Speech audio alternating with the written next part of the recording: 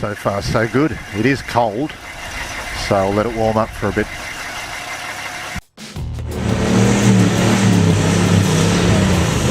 Hello. This time on Crash Test Dummy TV.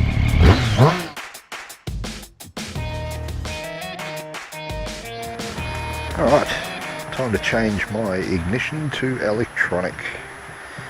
Now I'm trying to do it as per the instructions, because they actually give you two sets of instructions. One comes in the box, the other one is an extra. There's also a slight bit of modification you've got to make to your separator plate, so I'm just doing that now. Now what I've done it exactly in the photo. Where this is positioned, the line of the opening pointing towards one of these fins. Yeah, I'm doing it exactly as per their extra instruction photo. Doing the conversion for the electronic ignition, I'm up to this next step of cutting the hole out of the dust cover. Now when you do it, make sure you are cutting the right side. Basically this is the wrong way. My electronic bit's there, and yeah, I cut it there, or is it there? Anyway, I've got to check. Before I cut this, I'm going to go check and make sure there is okay. But yeah, measure twice, cut once. There's a lesson there. And also, when you're going to cut it, as I explained earlier, it's very brittle. You might break it. I called Patrol apart, and they don't have second-hand ones. They sell them with distributors. So unless you want to buy a whole distributor, you can't get these second-hand. They're $59 brand new, or thereabouts. So yeah, check. But what I'm going to do is use soldering iron to do it when I do it, because it does respond to heat. So I'll be able to cut it out nice and evenly, neatly, do it properly this time. Cool.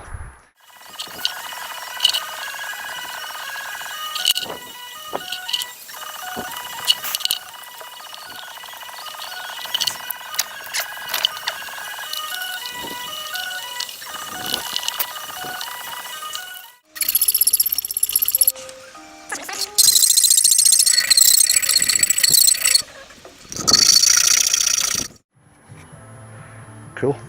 Alright, I'm going to go check this, make sure it fits, touch it up in those bits that it needs. It might have to widen it in length or width, but yeah, next should hopefully be putting it back together.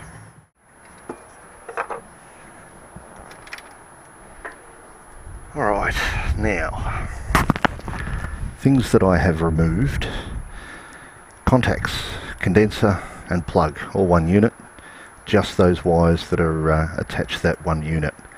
The earth wire has to go back onto the base plate of the distributor, then your green taped ring, then your white spacer ring on top. When I did put my cover down originally and rotor button on top, it was a little bit a 15th higher than what it should be as far as the thread, but persevere, I tapped it very lightly and got it down to the point where it was able to go in a couple of threads finger, and then very slow feeling it with the spanner, and didn't cross threads, so that was alright. Because you don't want to cross thread that thread, because if you do, you're stuffed, because that's the whole shaft. Yeah, so get rid of your contacts and that sort of bizzo. Now, dust cover. I did stuff it up. I did it 180 out, so don't do that. Originally I used a drill and then a hacksaw, and that's probably why it cracked, because it's very brittle, but now I've done it to the point where I'm happy with it. It's nice and clean, and it's on the right side. So now I'm just putting everything back together. Oh, the grommet, the new grommet or the old grommet, whichever grommet that you take off, whether it's new or old, these are brand new parts, but unfortunately Chinese manufactured contacts nowadays, Bosch can't guarantee their effectiveness, and these are apparently destroying themselves, so yay China. Anyway, yeah, use the rubber grommet. I cut it from the bottom, because when it's pushed down and everything, it will seal better on the bottom. Yeah, just to keep that water out. I did have to slice into each wire just to make it, a three-way sort of entry type thing, three ways. I've got to tighten those up first. The original screws I've just put back in place, because this one I'm screwing in now, I did notice it had a hole straight through. So I'm putting them back in to act as plugs. They're not going to inhibit anything or be a danger to any part. Alright, that's all tight. Dust cover on. Make sure it's the right way round and seat it properly. Now this is an extended rotor. The standard ones, if you can see that gap, it's been extended on top. So if you can see the difference in length, that's how much gap the standard allows for, and it's inefficient. But bearing in mind this is further forward, you've really got to watch, make sure you mount everything properly, your distributor cover, everything. Otherwise, on startup, if you hear it ticking, it'll be this whacking against the electrodes of the distributor cap. So yeah, if you hear that off straight away, put it back on all properly. Cool. Now I did stuff up at that hole in the dust cover, but it is just a dust cover, so that'll be alright for now. But I certainly wouldn't recommend four driving, much dusty four driving without that cover, even though you've allowed a hole for the electronic side of things. Anyway, I'm going to stop waffling, keep on going, and get to the next stage, which will be wiring it up. Cool. Alright, now wires are connected to where they should be. Now, contrary to what I found on forums and so forth last night, the negative wire definitely goes to the negative on the coil. The positive wire, or the red one, goes to the white wire on the ballast resistor. There's a red wire and a white wire on the ballast resistor. You may have to pull off your rubber covers. I took each terminal off just to make sure that one was white, one was red. I had to peel back the rubber protective cover that goes over the little nuts, just to have a look and see what colour wires they were. So yeah, black wire to the black on the coil, or negative on the coil, and the red wire to the white wire on the ballast resistor. Now I'm just going to clean it all up, zip tie it to some bits and so forth, make sure it doesn't move. Now I scored some of this cable binding from a clean-up job I did, so I'm going to use some of that, because that'll protect it from everything else. Hopefully, as long as it's big enough. I do have bigger stuff, the ribbed stuff, but this might do. I just want to protect those wires. They're already shielded, but I want to shield it again, because I'll be redirecting fire that way. The amount of wire they give you is not enough to go along the body, so you're going to have to cut directly across. So that's why I want to protect my wires from heat knocking anybody working in the motor down the track. Cool. So I'll just clean it up, and when I go to turn the key, I'll start recording again, just in case it goes kaboom. Groovy.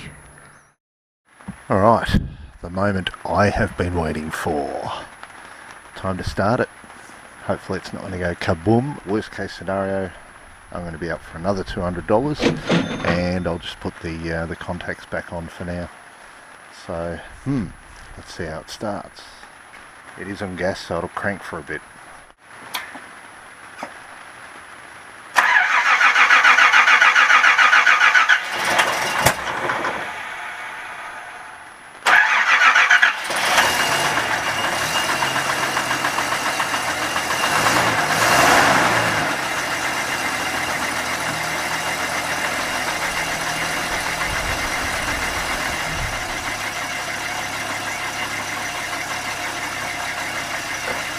Alright, now it's running a lot better. It's idling steady. I just checked it with the strobe light. I think it still may need a tweak, I'm not sure. But yeah, with the strobe light, it's sitting on about 7 degrees after top dead centre. So yeah, I think I may have to tweak it. But yeah, for now, brilliant, brilliant, brilliant, brilliant. Pretty sure I've got to set the timing. So that'll be next. But yeah, I'll have a little read of the confusing instructions. Give my mechanic a call, if not go for a drive, drop down and see him. And yeah, hopefully it's running better. Yeah, the tacho's sitting dead on, it's not flopping around. It was flopping around before. Oh, crunch. And the timing mark was also moving around on the spot. So there are a couple of telltale signs that something's wrong with the ignition. You may have a wobbly shaft, or if you've got contacts, your contacts may not be right. If you've got electronic, go and see someone, because that's not my expertise. I hate electrics. Cool. Hopefully I may have helped you with at least knowing where to put things, or how to put things, or whatever. Oh, in the end, I put this ribbed protective coating all the way over it and ran it up that way. So that'll keep it nice and purdy and protected. Groovy. Alright, well, I'm going to go for a test drive. It's a wet day. See if I can spin the tyres. Cool. Thanks for tuning in.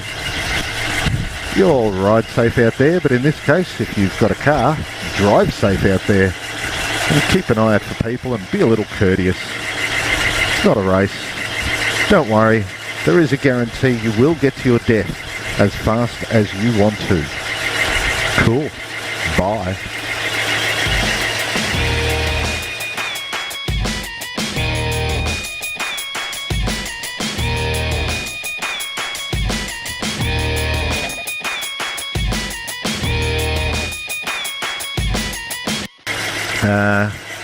Just in case. Be careful. Measure twice, cut once.